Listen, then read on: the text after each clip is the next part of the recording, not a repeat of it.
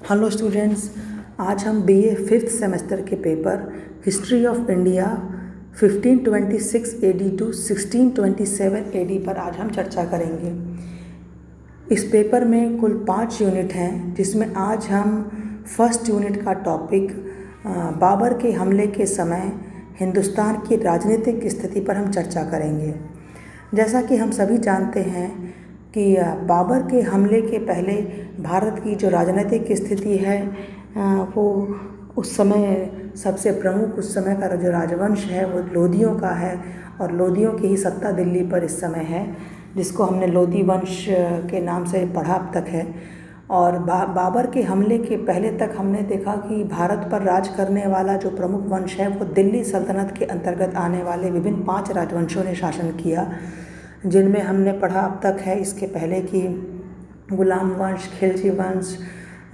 तुगलक वंश, सैयद वंश और लोदी वंश। और बाबर के हमले के जस्ट पहले भारत में राज करने वाला जो वंश है वो लोदी वंश है,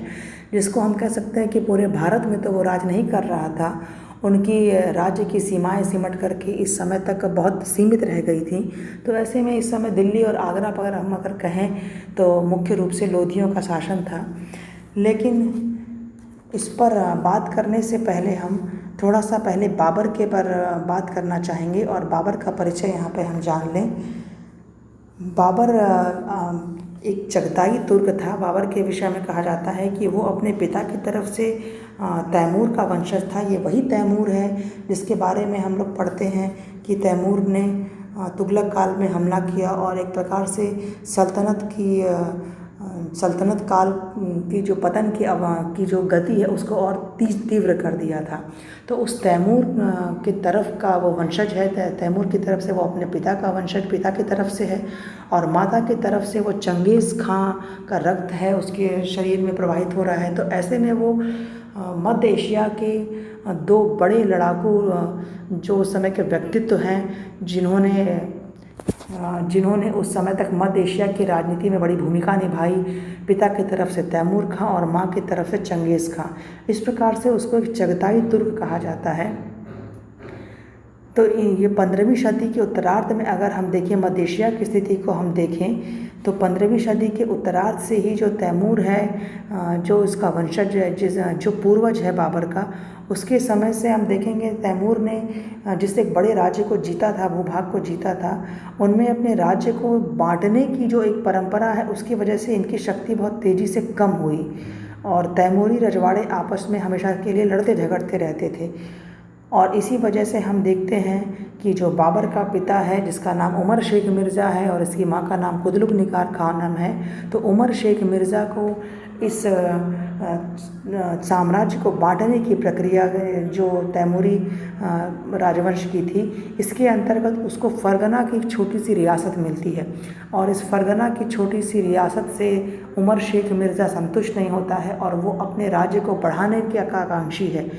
इसी साम्राज्य विस्तार की जो लालसा है ये सभी तैमूरी रजवाड़ों में उस समय थी। और उस समय हम देखेंगे कि जो एशिया है उसमें वहाँ की जो राजनीतिक जो अखाड़ा है उसमें प्रमुख भूमिका निभाने वालों में उज़्बेक हैं, सफ़वी हैं, और उज़्बेक और सफ़वी ये आपस में मध्य एशिया की राजनीति को अपने प्रभाव क्षेत्र में लाने का प्रयास करते हैं। इसमें से हम देखेंगे कि जो सफ़वी हैं वो अपने आप को सूफियों के एक सिलसिले का वंशज बताते हैं और पैगंबर का पूर्वज ठहराते अपने आप को हैं, पैगंबर को अपना पूर्वज ठहराते हैं। वो साथ साथ जो मुसलमानों के वो शिया जो संप्रदाय है उसका समर्थन करते हैं, और कहा जाता है कि जिन लोगों ने शिया रीति रिवाज को मानने से इनकार कर दिया उनको इन लोगों ने उत्पीड़ित किया। दूसरी तरफ उज़्बेक थे जो सुन्नी थे, और इस तरह हम देखते हैं कि सफ़वी और उज़्बेक उस समय के प्रमुख एक शक्तिशाली वंश हैं, और उसी में एक वंश और है उस्मानी। और इस तरह 16वीं सदी में अगर हम देखें कि एशिया में 3 शक्तिशाली साम्राज्य थे, उस्मानी, सफ़वी और उज़्बेक, और इनके जो टकराव की वजह से हम देखेंगे कि मध्य एशिया की जो राजनीतिक स्थिति है वो काफ़ी डामाडोल होती है। और ख़ासकर जो बाबर का पिता उमर शेख मिर्ज़ा है वो इसी प्रकार के राजनीतिक समीकरणों के बनने बिगड़ने के घटनाक्रमों के दौरान ही उसकी मृत्यु हो जाती है। और उमर शेख मिर्ज़ा की मृत्यु के दौरान हम देखते हैं कि बाबर की आयु काफ़ी कम है, वो 11 वर्ष का है और इस छोटी सी उम्र में ही उसके साथ जीवन में बहुत सारी कठिनाइयाँ आईं और इस छोटी सी उम्र में ही उसने फरगना की गद्दी को संभाला और वो अपने आप को जो कि तैमूर का वंशज मानता है और तैमूर के जीते हुए प्रदेशों पर वो अपना स्वाभाविक हक समझता है। जैसा कि हम जानते हैं कि तैमूर ने तुगलक काल के समय में भारत पर हमला किया और पंजाब प्रांत को जीता और आगे आने वाले कई सालों तक तैमूर के वंशजों ने पंजाब प्रांत पर अपना अधिकार जमाए रखा और उस पर राज किया। अब बाबर जिस प्रकार बचपन से तमाम प्रकार की विपरीत परिस्थितियों में पल रहा है तो स्वाभाविक है कि वो परिस्थितियों से लड़ना उसने सीखा और वो अत्यंत महत्वाकांक्षी भी है। वो नहीं चाहता था कि मैं इतने बड़े प्रतिष्ठित एक जिस परिवार से वो जुड़ा है, तैमूर और चंगेज़ का नाम उसके नाम के साथ जुड़ा हुआ है, तो ऐसे में वो इतनी बड़ी विरासत को, इसकी प्रतिष्ठा को ऐसे ही जाने नहीं देना चाहता था। वो तैमूर के इतने बड़े साम्राज्य को, तैमूरी ख़ानदान, तैमूरी साम्राज्य की जो राजधानी थी समरकंद, जिसको कि बार बार आप देखेंगे कभी उस्मानी साम्राज्य और कभी उज़्बेक, कभी सफ़वी, इन तीनों की प्रतिद्वंदिता में बार बार इस पर जो आधिपत्य है इन तीनों के हाथों में इधर उधर शिफ्ट होता रहता है। तो इन्हीं प्रकार के अलग अलग राजनीतिक समीकरणों के बनने बिगड़ने से हम देखते हैं कि जो समरकंद है, जिसको पाने का आकांक्षी है बाबर, जो कि उसके पूर्वज तैमूर की राजधानी थी, तैमूरी साम्राज्य की राजधानी मानता है, उस समरकंद पर कई बार बाबर ने कब्जा करने पर सफलता भी पाई, लेकिन बार बार उसकी ये सफलता क्षणिक सिद्ध हुई और इस प्रकार से विपरीत परिस्थितियां बनी उसके सामने कि उसकी जो ये विजय है वो अस्थायी सिद्ध हुई। कभी वो काबुल पर भी अधिकार करता है, साम्राज्य का विस्तार करता है, लेकिन कभी कभी उसका भाग्य उसका साथ नहीं दिया और परिस्थितियां इतनी विपरीत उसके समझ आईं कि उसका अपना जो पैतृक साम्राज्य जो मिला था विभाजन में, तैमूरी परंपरा के अंतर्गत विभाजित जिसको किया गया, जो उसके पिता का राज्य था फरगना, वो भी उसके हाथ से जाता रहा और कई बार उसने फरगना पर अधिकार किया, समरकंद पर भी किया, काबुल पर भी किया, लेकिन राजनैतिक जो गतिविधियां हैं वो इतनी तेज़ी से हम देख रहे हैं घटित हो रही हैं और उसके हाथ से ये प्रांत बार बार निकल जा रहे हैं। तो ऐसे में बाबर ये समझ चुका था कि अगर अपने अस्तित्व को बनाए रखना हमें है तो जल्द ही हमें किसी और प्रदेश की तरफ भी ध्यान देना होगा जो बार बार मध्य एशिया की ये जो अस्थाई जो राजनीति है और बार बार उसकी जो सफलता क्षणिक आप देख रहे हैं, वो इस क्षणिक सफलता को भली भांति वो समझ रहा है कि अपनी सफलता को स्थायित्व देने के लिए, अपनी सफलता को मजबूती देने के लिए हमें किसी एक ऐसे समृद्ध प्रांत को भी जीतना होगा जो हमारे आगे आने वाले हमारी जो वंश है इस परंपरा को जो जीवित रख सकें, अपनी चगताई और तैमूरी परंपरा को हम जीवित रख सकें, इस ख़ानदान को। तो ऐसे में बार बार के मध्य एशियाई राजनीति के परिवर्तनों ने बाबर को ये भली भांति सिखा दिया था कि ये उसकी सफलता जो है बहुत अधिक लंबे समय तक नहीं टिक सकती है। साथ साथ बड़े पैमाने पर उस्मानी, सफ़वी, उज़्बेक, इनका बार बार जो हस्तक्षेप है उसने बाबर को ये अच्छी तरह बता दिया कि अब उसके मध्य एशिया के अगर हम देखें दक्षिण पूर्व की तरफ जाएं तो इसी प्रकार की राजनीतिक अस्थिरता वाले कौन से प्रदेश हैं जहां पर अपने अस्तित्व को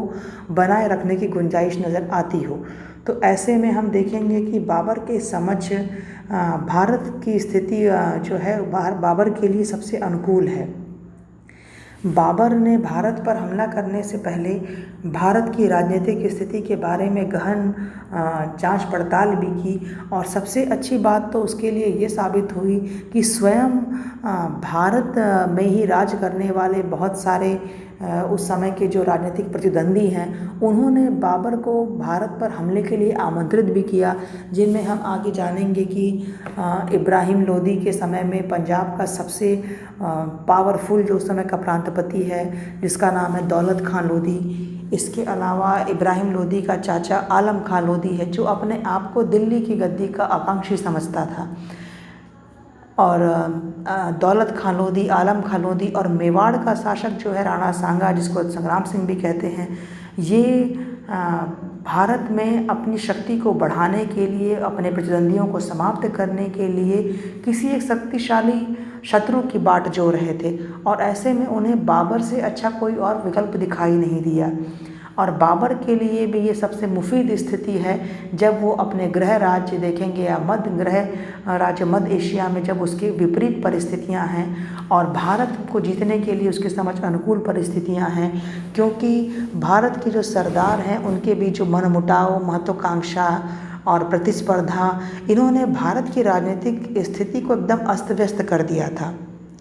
तो अगर हम कहें कि बाबर के भारत पर हमले के समय भारत की राजनीतिक स्थिति अत्यंत अस्त व्यस्त थी।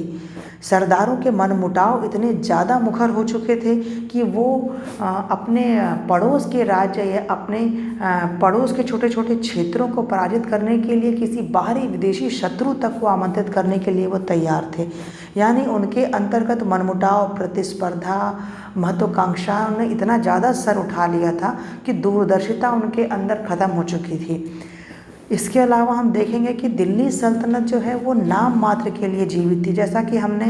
अब तक पढ़ा कि तुगलक काल के समय से ही पतन की प्रक्रिया तीव्र हो चुकी थी, जिसमें उनकी बहुत सारी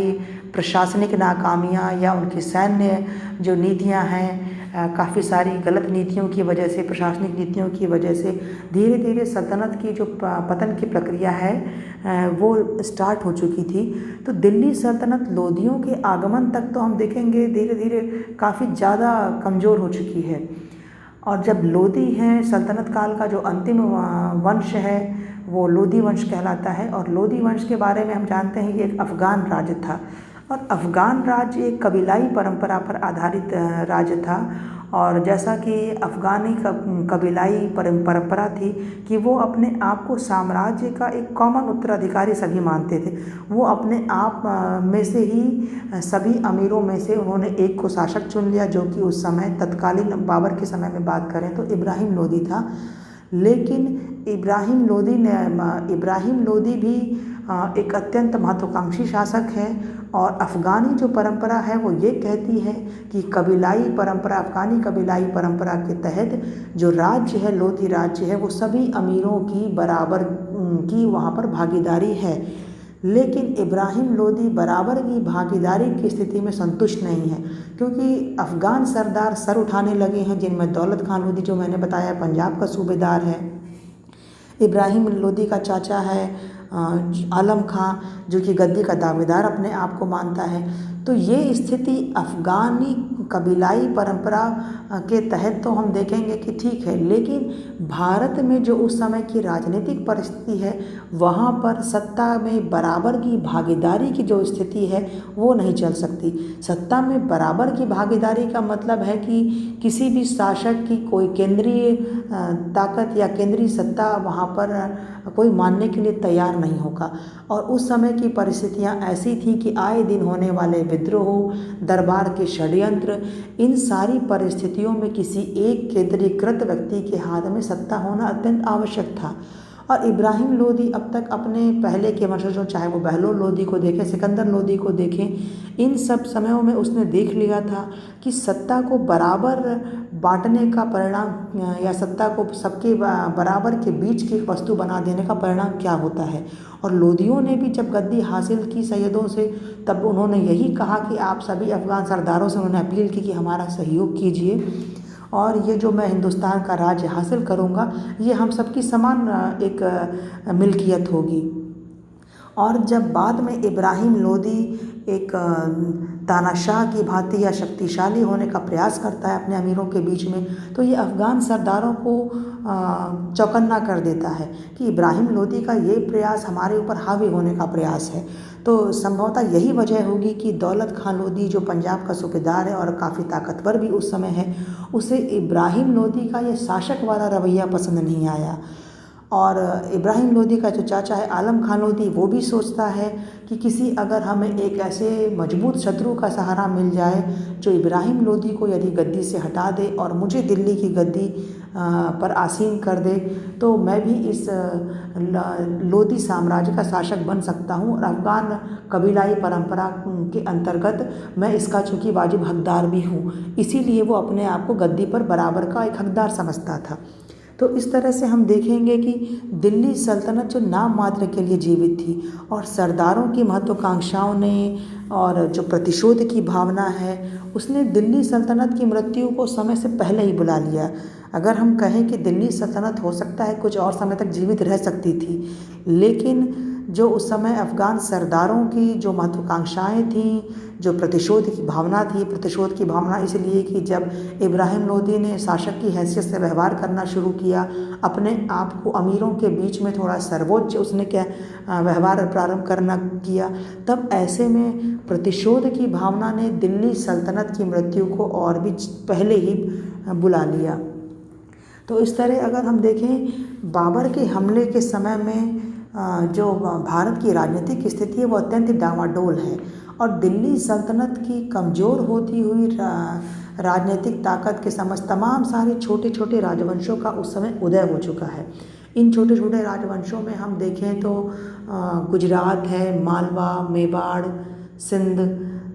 इसके अलावा बहमनी राज्य उस समय हम देखेंगे, विजयनगर राज्य हैं, ये सभी छोटे छोटे जो राज्य हैं उभर आए और ये जो राज्य आपस में एक दूसरे की शक्ति को संतुलित करने का केंद्र भी बन गए और ये राज्य एक दूसरे की शक्ति को संतुलित भी कर रहे हैं। और ऐसे में हम देखेंगे एक दूसरे के शक्ति संतुलन के प्रयास के परिणाम स्वरूप कुछ राज्य जो हैं शक्ति के केंद्र के रूप में भी उभर रहे थे। और ऐसे में जब दिल्ली सल्तनत कमज़ोर हो गई तो यहाँ के जो अलग अलग जो राज्य जिसमें मेवाड़ है, मालवा है, गुजरात है, इन लोगों ने उस समय के शासन की जो कमज़ोरी है, दिल्ली सत्ता की जो कमज़ोरी है, उसको फ़ायदा उठाते हुए उन लोगों ने अपने आप को स्वतंत्र घोषित कर दिया। अब ये किसी भी दिल्ली सल्तनत के किसी वंश या लोधी वंश की सत्ता को नहीं मान रहे हैं और ये अपने आप को स्वतंत्र शासक की हैसियत से ये व्यवहार कर रहे हैं। तो ऐसे में बाबर के सामने ये स्पष्ट हो गया कि यहाँ पर किसी भी राज्य में आपस में सहयोग की भावना दिखाई नहीं पड़ती है, क्योंकि ऐसे में जब स्वयं दिल्ली सल्तनत के सूबेदार, दिल्ली सल्तनत के शासक के जो संबंधी हैं, जब वही हमें आक्रमण के लिए बुला रहे हैं, तो ऐसे में सबसे अच्छी हमारे लिए ये स्थिति है और इसी समय हमें भारत पर हमला करना चाहिए। तो भारत पर हमले के समय प्रमुख राज्यों की अगर हम बात करें तो उस समय हम देखते हैं कि पंजाब है, गुजरात, मालवा, मेवाड़, बंगाल, ये प्रमुख राज्य उस समय हैं। और इसमें भी प्रमुख राज्यों की अगर हम बात करें तो बार बार हम देखेंगे सल्तनत काल में बंगाल अपनी जलवायु की वजह से और दूरी की वजह से भी बार बार दिल्ली सल्तनत के विभिन्न वंशों के जो आधिपत्य से स्वतंत्र होता रहा वो, और राजाओं को दिल्ली सल्तनत के जो उस समय सुल्तान हैं उनको बंगाल को अपने आधिपत्य में लेने के लिए काफ़ी मशक्क़त करनी पड़ी। इसी प्रकार हम देखें अगर गुजरात है, गुजरात की स्थिति ऐसी है कि जो व्यापारिक दृष्टिकोण से देखें तो हर एक राज्य इसको अपने आधिपत्य में लाना चाहेगा, क्योंकि यहाँ पे तमाम ऐसे बंदरगाह हैं जो व्यापार की काफ़ी अच्छी सुविधाएं प्रदान करते हैं। इसके अलावा मेवाड़ उस समय का एक प्रमुख राज्य है जो राजपूताना राज्य है और यहाँ पर जो शासक है राणा सांगा, इसमें तत्कालीन शासक, वो काफ़ी शक्तिशाली शासक है। और दूसरी बात जो मालवा है, मालवा का जो राज्य है, कहा जाता है कि मालवा की जलवायु, वो प्रदेश और वो इस प्रकार की उसकी भौगोलिक स्थिति है कि जो भी मालवा पर आधिपत्य कर लेगा और मालवा जिसके अधीन रहेगा वो संपूर्ण उत्तर भारत पर राज कर सकता है, या एक प्रकार से उत्तर भारत की जो चाबी है वो उसके हाथ में आ सकती है। तो ऐसे में हम देखते हैं कि ये जो संपूर्ण भारत की राजनीतिक स्थिति है इसने बाबर को भारत में हमला करने के लिए एक प्रेरक तत्व के रूप में काम किया। और साथ साथ ये भी कहना गलत नहीं होगा कि बाबर के हमले के पहले जितने भी हमले भारत पर हुए हैं, जितने भी मंगोलों के हमले हुए हैं या अन्य बाह्य हमले हुए हैं, उनमें एक प्रमुख तथ्य भारत की बेपनाह दौलत रहा है। और भारत की बेपनाह दौलत से आकर्षित बाबर भी अवश्य हुआ, क्योंकि हम जानते हैं कि बाबर मध्य एशियाई राजनीतिक समीकरणों की वजह से आर्थिक रूप से काफ़ी कमज़ोर है, और जो भी उसके अधीन राज्य हैं उस समय बदख्शां, काबुल, कंधार, ये उस समय उसकी अमीरों की, बेगों की, उस समय जो बेग हैं उसके अमीर हैं, साथ साथ जो उसकी ज़रूरतें हैं सेना संबंधी, उनकी ज़रूरतों को पूरा करने के लिए काबुल, कंधार, बदख्शां जो उसके अधीन क्षेत्र बाबर के थे, वो पर्याप्त आय नहीं दे पा रहे थे। तो ऐसे में जब बाबर को वहाँ से पर्याप्त आय मिलनी बंद हो जाती है, तब बाबर ने हिंदुस्तान के बारे में सोचा, और हिंदुस्तान की बेपनाह दौलत ने बाबर को सबसे अधिक आकर्षित किया होगा, इसमें कोई अतिशयोक्ति नहीं है। तो इस तरह से बाबर ने भारत पर जब हमला किया तो उस समय के जो प्रमुख राज्य दिल्ली, गुजरात, बहमनी राज्य, मालवा, बंगाल, विजयनगर, मेवाड़, पंजाब, इन समय के शासकों के साथ साथ जौनपुर, कश्मीर, ये सारे प्रमुख राज्य हैं। इन सब ने बाबर को भारत में हमले के लिए काफ़ी एक अच्छी स्थिति दी, और ये सभी राज्य अगर हम देखें कि अगर एक होकर के भी अपने बाह्य शत्रु का सामना करते तो संभवतः आज भारत का इतिहास कुछ और होता, लेकिन एक होकर के बाह्य आक्रमणकारी का सामना करने के बजाय इन लोगों ने, कुछ शक्तियों ने मिल करके बाह्य आक्रमणकारी को बल्कि भारत पर हमला करने के लिए आमंत्रित किया। यहाँ पर हम देखते हैं कि जब राज्यों के बीच में तीखी झड़पें हो रही हैं, शक्ति संतुलन के केंद्र बन चुके हैं, पंजाब है, सिंध है, मालवा है, तो यहाँ पर हो सकता है संभवतः राणा सांगा को भी इसी ने प्रेरणा दी हो कि अगर शक्ति संतुलन के इस खेल में अगर एक हमारा जो प्रतिस्पर्धी राज्य है जैसे कि मालवा है, गुजरात है, अगर ये परास्त हो गए तो निश्चित रूप से मेवाड़ सबसे शक्तिशाली शासक के राज्य के रूप में उभर करके सामने आएगा। संभवतः इसी एक तथ्य को ध्यान में रख करके राणा सांगा ने बाबर को हमला करने के लिए यहाँ पर बुलाया होगा। तो इस तरह बाबर के आने के समय में हम देखते हैं कि भारत की जो राजनीतिक स्थिति है वह काफ़ी कमज़ोर है, और भारत में तमाम सारे दिल्ली सल्तनत के अवशेषों पर अलग अलग राज्यों का उद्भव हो चुका है। दिल्ली सल्तनत के खंड, अगर हम कहें कि दिल्ली सल्तनत के खंडहरों पे तमाम राज्यों का उद्भव हो चुका है, और दिल्ली सल्तनत एक खंडहर रह गई है जिसको संभाल रहा था उस समय इब्राहिम लोदी। अब इसी समय में भारत पर जब बाबर हमला करता है तो भारत पर बाबर ने कितने हमले किए ये एक विवादास्पद विषय है, लेकिन बाबर ने स्वयं जो चर्चा की है उसने बताया है कि उसने भारत में 5 आक्रमण किए हैं, और भारत में सबसे पहला हमला माना जाता है कि 1519 में बाजोर और भेरा के किले को बाबर ने जीता था। भेरा या कहीं कहीं इसको भीड़ा नाम से भी इसका उल्लेख मिलता है। तो बाजोर और भेरा के किले को जीता, जिसको कहा जाता है कि उत्तर भारत का ये प्रवेश द्वार है। और दौलत खान लोदी ने बाबर को इसी समय आमंत्रण दिया था, इसी तीसरे आक्रमण के दौरान, कि आप भारत पर आकर के हमला करें और हर प्रकार से इनकी सहायता की जाएगी। और 21 अप्रैल 1526 को कहा जाता है कि इब्राहिम लोदी और बाबर के बीच में पानीपत का युद्ध हुआ। जो पानीपत का युद्ध, जिसको कि भारत का एक मुग़ल वंश की स्थापना की प्रक्रिया के दौरान का एक माइलस्टोन या मील का पत्थर हम कह सकते हैं। लेकिन यदि हम ध्यान से राजनीतिक दृष्टिकोणों के आधार पर पानीपत के युद्ध का अध्ययन अगर हम करें तो हम देखेंगे कि पानीपत के युद्ध के राजनीतिक परिणाम बहुत अधिक महत्वपूर्ण नहीं हैं, बल्कि पानीपत के युद्ध ने अवश्य लोधियों के भाग्य का विनाश कर दिया था, लेकिन मुग़लों के भाग्य का निर्धारण अभी नहीं हुआ था। जैसा कि पानीपत का जो प्रथम युद्ध है, पानीपत के प्रथम युद्ध ने बाबर के लिए ये संदेश दे दिया, ये उसको बता दिया कि पानीपत का युद्ध तो एक शुरुआत है। बाबर को अगर भारत में रहना है, बाबर को यदि भारत में ही अपने अस्तित्व को बनाए रखने की लड़ाई लड़नी है, तो अभी उसके लिए बहुत ज़्यादा मजबूत और प्रतिद्वंदी उसके सामने खड़े हैं, जिनमें मालवा कह सकते हैं, मेवाड़ कह सकते हैं, जौनपुर है। इन राज्यों ने अभी भी भारत में मालवा, मेवाड़ और जौनपुर, ये सारे राज्य ऐसे हैं जिनको परास्त किए बिना अभी भी बाबर भारत में अपने अस्तित्व को कायम रखने का सपना नहीं देख सकता है। तो इस लिहाज से पानीपत को अवश्य ही ये निर्णायक युद्ध था, क्योंकि भारत में मुग़लों ने ये संदेश दे दिया कि मुग़ल यहाँ से जाने के इच्छुक नहीं हैं, बाबर यहाँ से जाने का इच्छुक नहीं है, बाबर यहाँ पर अब अपने भविष्य को देखता है। तो संभवतः आलम खां, दौलत खां लोदी, जिन लोगों ने बाबर को भारत में हमले के लिए आमंत्रित किया था, वही आगे चल कर के हम देखेंगे भारत में जब मुग़ल राज्य की नींव स्थापित करने का प्रयास करता है बाबर, जब वो पानीपत का युद्ध लड़ता है तो उसके पश्चात उसने कई और भी युद्ध किए, खानवा है, चंदेरी है, घाघरा है। इन सब युद्धों में यही उसके सहयोगी या आमंत्रित करने वाले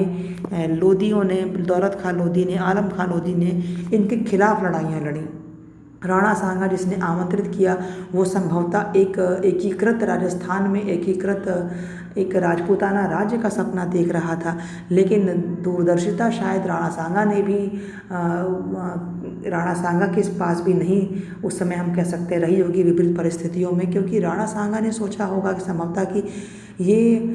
लोदियों को परास्त कर या अफगान राज्य को परास्त कर, मालवा को परास्त करने के पश्चात संभवतः अपने पूर्ववर्तियों के भांति या अपने पूर्वजों की भांति यहाँ से चला जाएगा और मेवाड़ भारत का एक शक्तिशाली राजवंश बनकर के उभरेगा। लेकिन यहाँ पर अगर हम देखें, ये सबसे बड़ी भूल साबित हुई इसकी, और यहाँ पर इस भूल की वजह से यहाँ पर हम देखेंगे कि भारत का इतिहास एकदम परिवर्तित हुआ। राणा सांगा ने अगर उस समय शायद मिल कर के प्रतिरोध किया होता इस बाह्य आक्रमण का, जिसका कि भारत में सबसे अधिक कमी थी, तो संभवतः भारत के इतिहास में हम परिवर्तन हम देख सकते थे। लेकिन राणा सांगा की इसी दूरदर्शिता की कमी की वजह से हम देखेंगे कि राणा सांगा ने खानवा का युद्ध किया, और शायद खानवा का युद्ध बाबर के द्वारा भारत में लड़े गए सभी युद्धों में सबसे ज़्यादा उसके लिए एक परेशान करने वाला युद्ध रहा। लेकिन फिर भी खानवा के युद्ध में राणा सांगा ने जिस वीरता का परिचय दिया, उसके बारे में जैसे हम अगले लेक्चर में हम चर्चा करेंगे, तो खानवा के युद्ध के पश्चात अगर उस समय भी इसका साथ दिया गया होता, जिसमें कि लोगों ने साथ दिया, लेकिन बाबर ने यहाँ के लोगों की एक तरह से कहा जाए कमज़ोरी को समझ लिया बेहतर तरीके से, और धर्म का सहारा लेकर के उसने जिहाद का नारा देकर के खानवा की लड़ाई को जीता, और आगे भी भारत के लड़ने वाले युद्धों में भारत में उसने धर्म का नारा देकर के लड़ाइयों को जीता। तो इस प्रकार भारत के लोगों की जो एक धार्मिक प्रवृत्ति या मानसिकता हम कहें, या उनकी जो राजनीतिक कमजोरी है, उसको मनोवृत्ति को बाबर ने कहीं ना कहीं बहुत बारीकी से समझा, जिस वजह से सेना में कम होते हुए, संख्या बल में कम होते हुए भी, और भारतीय सेनाओं की अपार हम कहें सैनिक शक्ति के सामने भी बाबर की छोटी सी सेना जो है वो जीत गई, और किस प्रकार से एक हारी हुई बाजी को बाबर ने जीत लिया। और आगे हम अगले लेक्चर में हम इसका एक पार्ट 2 पर हम बाबर इस टॉपिक पर हम चर्चा करेंगे।